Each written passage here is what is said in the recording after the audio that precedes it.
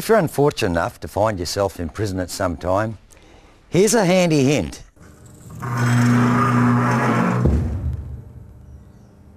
What do you do when you need a condom but you've used your last one?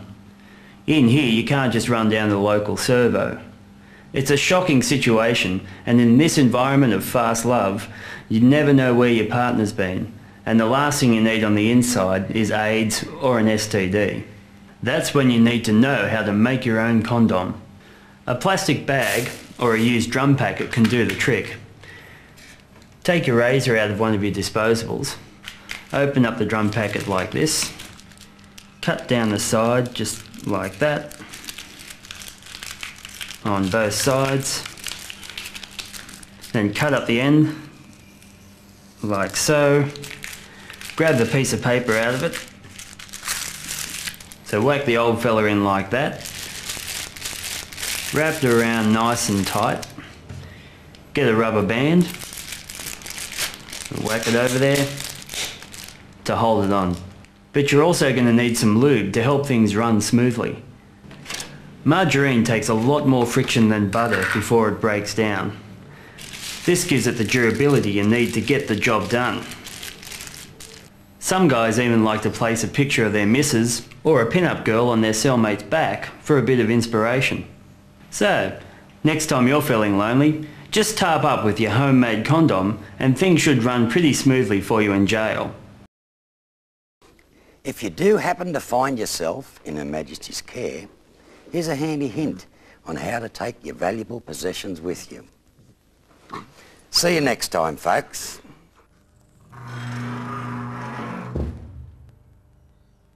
People often wonder how I get stuff inside jail. When I say stuff, I mean money, drugs, you know. I'm going to show you how to make your own personal safe. There's tons of different ways of doing this. This is just one way, and it's not everyone's cup of tea, but it does the job. Now this trick will only work if you know you're going to go on the inside before your court appearance. So before you hop into your suit and get all dolled up, grab one of those roll-on plastic tube deodorant things. Now, roll a bit on and use it all up. Once you've done that, get the little round smelly ball, take that off, like that. Now, you can whack anything you like in there, except for metal objects, because it sends those detectors off. Put your money in there, put the drugs in the lid like that. Now comes the part that people just aren't keen on. Grease it up and shove it up the arsehole, and it's in the safe. Now this is also good when they come and raid the cells. That way you can chuck whatever you want in there. Now stick it all the way up there so at first glance they won't be able to tell. So when you want to open it up, go to the toilet, shit it out, wash it off, open it up, and you've got your own safe. If you're unlucky enough to find yourself in the nick, here's a few hints on how to speak the lingo. You know, for a clean skin, prison's going to seem like a pretty strange place. If you can't get a 007 and you're in for a spin or a cricket score, then there's a lot you're going to have to learn about life in the boob, including the lingo. If you're a lag like me, you're going to see some pretty crazy shit in the nick. I've seen prisoners come and go. Some get shanghaied in the middle of the night, sent off to another prison without a trace. And others, well, they just get so desperate that they bundy off or neck themselves, especially in maxi. So here's the drum. Now at let go, they'll call a muster. If you're doing pound, you'll have to wait till the baggie takes you down to the pig pens or cages to get your exercise. Believe me, you'll want to avoid segro. This drives you slowly mad and you'll only end up on pill parade. If you're 2 out or more in your Peter, don't be a Peter thief. If you're in need of some relief and you want to sneak a peek at your cellmate's stick book for motivation, just ask him nicely. I'm sure he'll share. Maybe you could throw him a bunger as a bit of a thanks. Every now and again when the prisoners get G'd up and restless, they decide to jack up. If you get pinched for this, they take you off amenities for a month. If you ask me, the maggots are the ones to watch out for in here.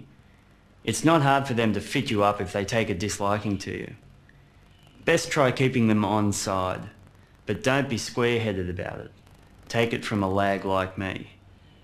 And definitely don't go on the dog or you'll be coated. And then all kinds of crazy shit can happen. Do you, Jerry? It's been interesting trading information.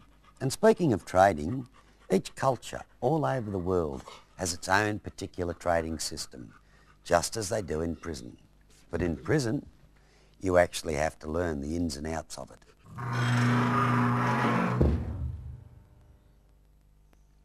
You know, in here, you're not really allowed to carry any cash, so you find other things to trade in an effort to get what you need.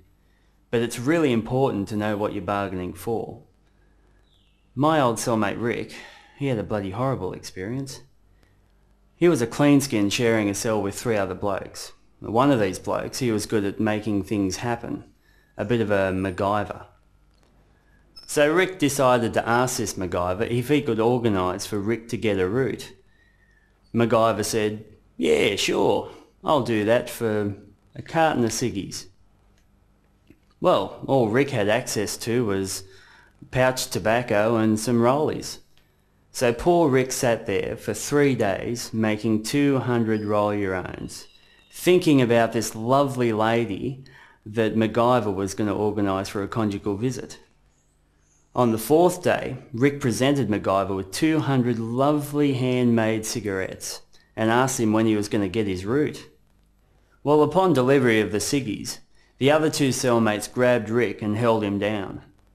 As MacGyver unbuttoned his fly, he said, "Don't worry, mate, I'll treat you real gentle." Rick gave up smoking after that. He also warned me to be careful on what you bargain for, and especially careful on who you share your cell with. Why else do you think I like solitary?